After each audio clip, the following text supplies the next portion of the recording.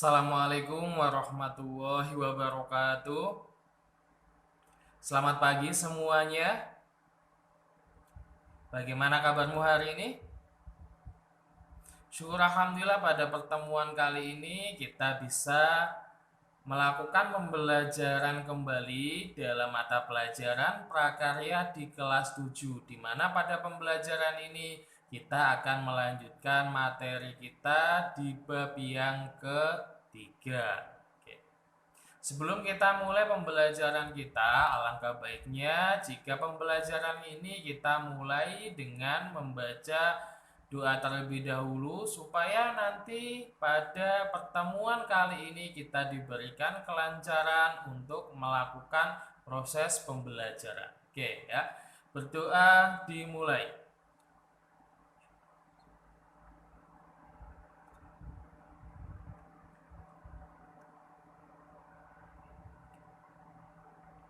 Selesai? Oke anak-anakku semua yang ada di kelas 7, sekarang kita akan melanjutkan mata pelajaran prakarya. Kita akan melanjutkan pembelajaran kita pada mata pelajaran prakarya di kelas 7. Apa yang akan kita bahas pada pertemuan kali ini? Yang akan kita bahas pada pertemuan kali ini adalah budidaya tanaman sayuran. Pastinya kalian tidak asing dengan yang namanya sayuran, ya. Apa saja sayuran itu? Banyak sekali macam atau variasinya. Dan pada pertemuan ini kita akan membahas terkait tentang bab ini, ya. Indonesia itu kan banyak sekali macam-macam sayuran yang dibudidayakan. Kenapa? Karena Indonesia itu merupakan negara tropis yang mana cahaya dari sinar matahari itu sangat berpengaruh untuk proses tumbuhnya tanaman maupun sayuran tersebut, ya. Untuk pembahasan kali ini pada materi budidaya tanaman sayuran di bab yang ketiga yang akan kita bahas terlebih dahulu. Untuk pertemuan kali ini kita akan membahas terkait tentang pengertian dari sayuran. Selanjutnya nanti kita akan membahas terkait tentang jenis-jenis tanaman sayuran, ya. Oke. Seperti yang saya sampaikan di awal tadi bahwasanya sayuran itu merupakan suatu tanaman yang mana itu pasti dibutuhkan banyak sekali oleh manusia. Yang dibutuhkan itu apa? Serat-seratnya yang nanti bisa membantu metabolisme di dalam tubuh kita agar menjadi lebih sehat, ya. Pengertian dari sayuran sendiri itu merupakan bahan pangan yang berasal dari tumbuhan dengan kadar air dan serat yang tinggi serta banyak mengandung vitamin dan mineral yang dibutuhkan oleh tubuh manusia, ya. Apabila kalian ingin diet, ya, atau ingin mengurangi kadar gula maupun ingin menyehatkan tubuh kita, kita bisa memakan sayur-sayuran. Biasanya sayuran itu bisa kita olah menjadi sup atau bisa kita rebus, dan kita bisa menggunakan sayuran itu menjadi olahan-olahan makanan yang bisa kita makan setiap hari, baik itu di rumah, di warung maupun di rumah makan yang ada di Indonesia, ya. Kita langsung masuk pada pembahasan kita yang kedua terkait tentang jenis-jenis tanaman sayuran. Tipe kulit wajah kalian itu apa sih? Tipe kulit wajah kalian ini kan berbeda-beda ya. Pembersih wajah yang kalian pakai itu apa? Wah, kalian pakai Sanka semua. Sanka Perfect Whip bisa digunakan untuk semua jenis kulit. Busa yang banyak, besar, dan padat dapat membersihkan wajah dengan lembut. Kandungan double hyaluronic acid juga dapat membantu menjaga kelembapan kulit wajah. Sanka Perfect Whip cocok untuk semua tipe kulit wajah. Membersihkan dengan lembut wajah lembab alami. Sanka. Yang pertama ada sayuran buah. Ada juga sayuran bunga, ada sayuran akar, dan juga ada sayuran biji, ada sayuran daun, ada sayuran batang, dan juga ada sayuran umbi. Dari ketujuh pembahasan ini nanti kita akan bahas satu persatu ya, terkait apa sih itu contohnya dari sayuran buah, apa sih itu pengertian dari sayuran bunga, dan lain sebagainya ya. Kita masuk pada pembahasan kita terkait tentang jenis-jenis tanaman sayuran. Yang pertama yaitu sayuran buah. Di mana sayuran buah ini merupakan sayuran yang berasal dari penyerbukan dan pembuahannya yang terjadi itu pada organ bunga. Contohnya ada tomat dan juga ada cabai ya. Di mana tomat ini biasanya kan ada juga yang menyebut bahwa tomat itu termasuk ke dalam buah ya, dan tomat itu termasuk ke dalam sayur. Makanya di sini tomat itu diklasifikasikan ke dalam sayuran buah. Kalau saya ingin bertanya apakah tomat itu termasuk sayuran apa buah ya, itu tergantung sama pemahaman kalian ya. Karena tomat itu bisa termasuk ke dalam sayuran dan juga bisa dikatakan sebagai buah. Kan ada buah tomat, ada juga sayuran tomat.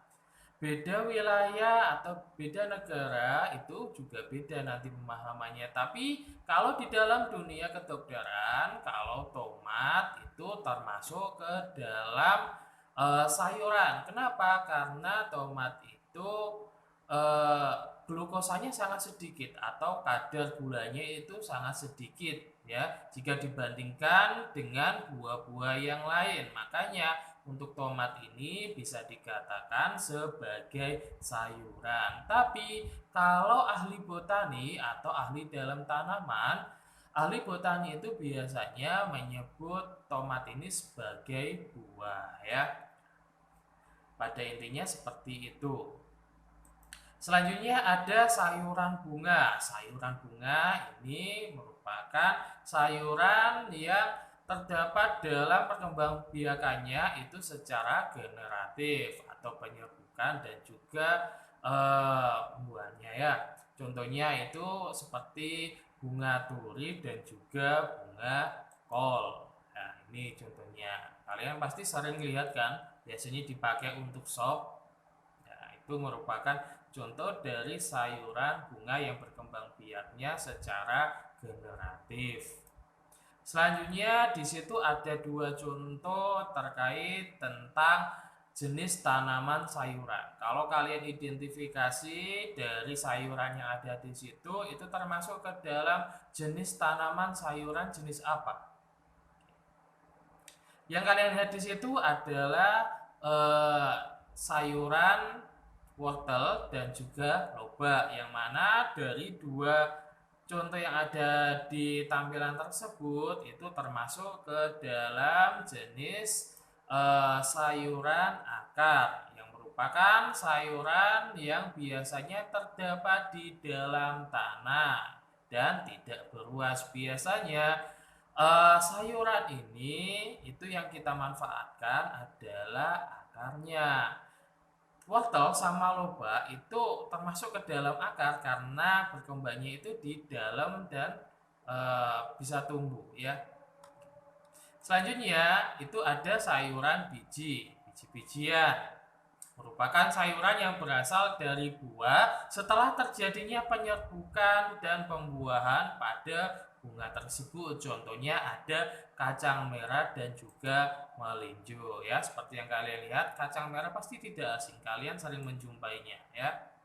Oke, itu contoh dari jenis sayuran biji yang kacang-kacangan ya. Oke.